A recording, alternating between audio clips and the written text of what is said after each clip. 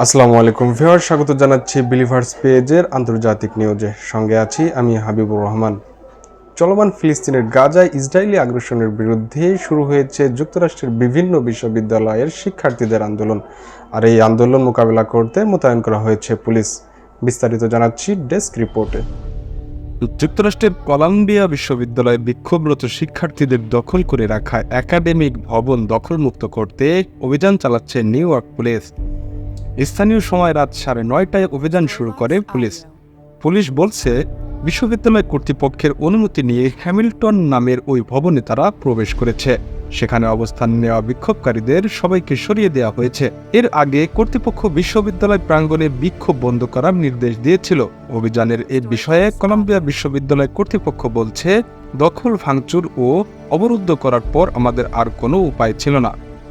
President Joe Biden বলেছেন, বিক্ষোভ হতে হবে শান্তিপূর্ণ এবং জোর করে ভবন দখল করা শান্তিপূর্ণ ব্যাপার না, এটা ভুল। সাবেক প্রেসিডেন্ট ডোনাল্ড ট্রাম্প ফক্স টেলিভিশনকে দেওয়া এক টেলিফোন সাক্ষাৎকারে দিনটিকে কলাম্বিয়ার জন্য দুঃখের দিন হিসেবে উল্লেখ করেছেন। নিউ ইয়র্ক শহরে ডেমোক্র্যাট দলীয় কংগ্রেসম্যান জামাল বাউম্যান কলাম্বিয়া বিশ্ববিদ্যালয়ে এই অভিযানের তীব্র সমালোচনা করেছেন। সেখানে পুলিশের উপস্থিতিতে তিনি ক্ষুব্ধ। ইসরায়েলের সাথে সম্পর্কিত বিভিন্ন কোম্পানিকে বয়কটের দাবিতে গত কয়েকদিন ধরেই প্রচণ্ড ছাত্র বিক্ষোভ চলছে যুক্তরাষ্ট্রের বিশ্ববিদ্যালয়গুলোতে। এর আগে কলাম্বিয়ার শিক্ষক ও কর্মকর্তাদের অনেকে কমলা ও হলুদ রঙের ভেস্ট পরে বিক্ষোভকারীদের প্রতি সংহতি জানিয়ে অবস্থান নিয়েছিলেন।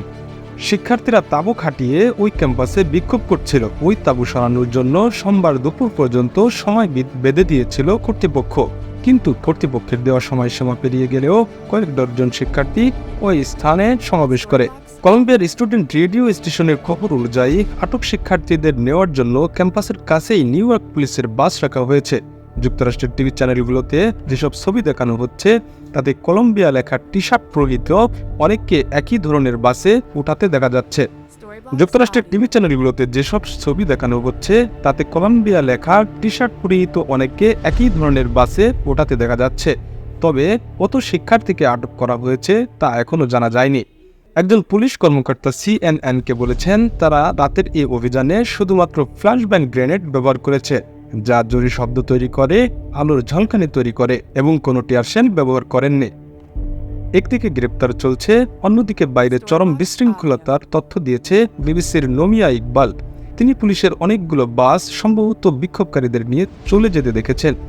যুক্তরাষ্ট্রের বিবিসির পার্টনার CBS নিউজ বলেছে 50 জনের মতো আটক করা হয়েছে। তবে হাত বাঁধা অবস্থায় আটক শিক্ষার্থীরা যখন যাচ্ছিল তখন যুদ্ধবিরোধী বিক্ষোভকারীরা ব্যাপক স্লোগান দিয়েছে। মিস ইকবালকে একজন বলেছে, এই গ্রেফতারে শহরের জন্য লজ্জার। মিস ইকবালকে একজন বলেছেন, এই গ্রেফতার শহরের জন্য লজ্জার।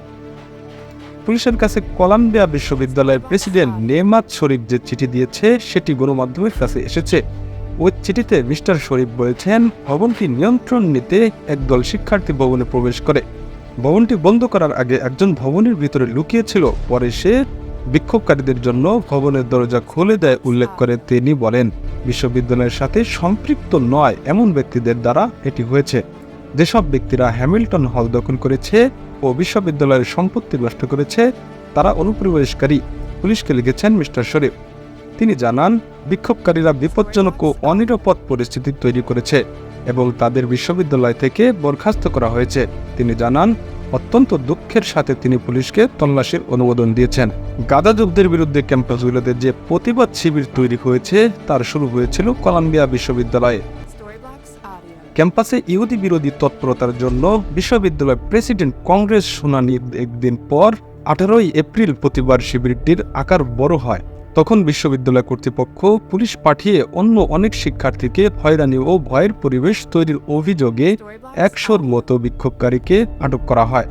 এরপর যুক্তরাষ্ট্রের অনেকগুলো বিশ্ববিদ্যালয় বিক্ষোভ শুরু করে।